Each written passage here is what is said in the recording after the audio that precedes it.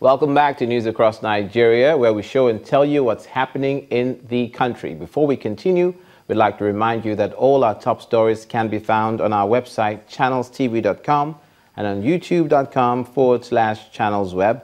Visit m.channelstv.com to view us live on your mobile device. You can also download the Channels TV app for Android, iOS, and Windows phones from their respective stores. We'd also like to remind you to interact with the Eyewitness feature in the Channels TV app on the Android, iOS, and Windows platforms. If you have pictures or videos you'd like to share with us, tap the app on your device, swipe to reveal the Eyewitness menu, and follow the instructions. And now to Cross River State. The efforts of the government there to create jobs to ease unemployment has been boosted with the delivery of the first batch of equipment for the Calabar garment factory. Taking delivery of the equipment, the state governor, Ben Ayade, explained that the machines are automated so as to ensure that at least 1,000 people are employed, mostly women and widows, to produce all sorts of clothes with Italian quality. The core investor, Giuseppe Gemma, said they will bring their expertise to bear in what will be the end product of the factory. The expertise necessary for this kind of operation, which will be sartorial and technician for the machine to be operated properly.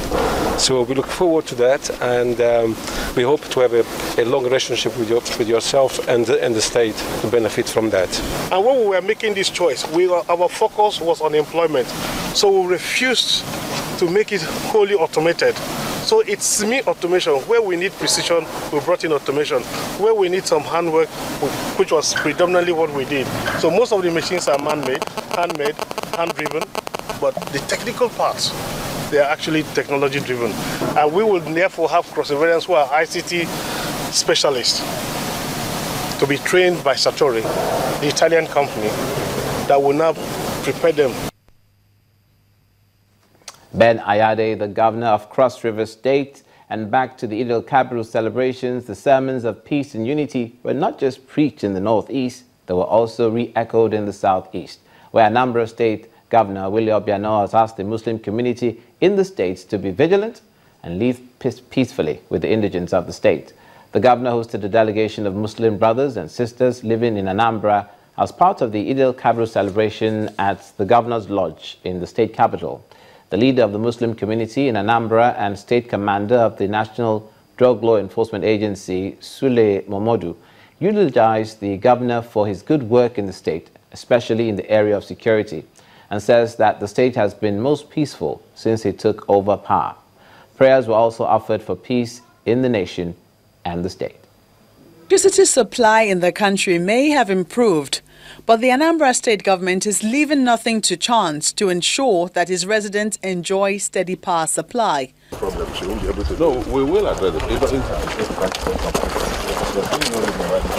This is why Governor Willie Obiano is inspecting power transmitting substations in the state. His reaction shows he's not impressed with the pace of work at the 4 stations visited. How many years were you supposed to deliver? A year after that, yeah. A year? Yes, yes. So you should have done this project 6 years ago, is that what you're saying? Yes.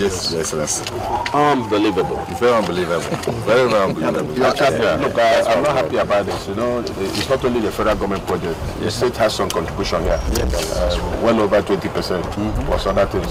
So I want to see this thing up and running. Yes, you know.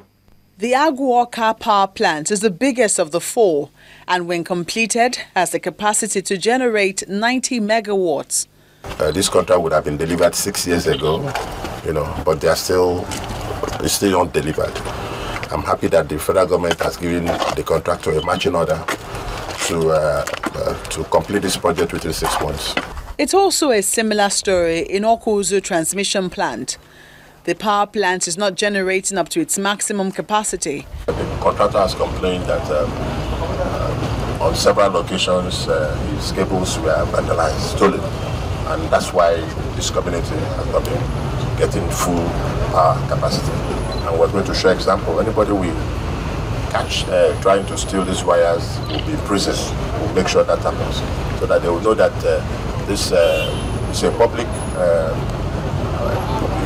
property and must be protected. The governor also inspected the Enugu-Ukwu-Onitsha NIPP. The project is also yet to be completed. The community should take ownership of these projects. That these projects are not just for the contractor's job. That they should be looking at it as their dividend of democracy. Because it's something that Anambra State contributed to it. And that is why the governor is poised, at making sure that these things are completed and the community is benefit from it. What's needed here, according to the Anambra State government, is for Vandals to stop destroying the cables and the federal government to set the contractors right so that the people of the state can begin to enjoy a more stable power supply.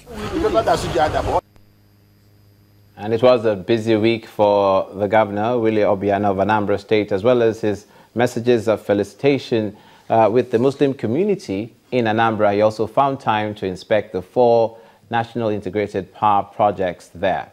We'll now turn our attention to Governor Tanko Almakura of Nasarawa State, who's been speaking about the delay in appointing his cabinet members, which he says is due mainly to the high standards his administration is yet to set to achieve in the next 4 years. The governor, who was speaking to Government House correspondents in Lafia shortly after the Eid prayer, says the selection process will end in 2 weeks when the lists will be made public.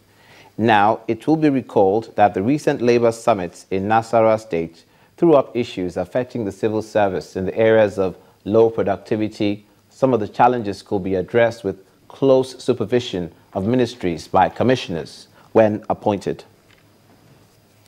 At 6 states across the country, more than half are yet to put up the structure of their government by way of putting the cabinet.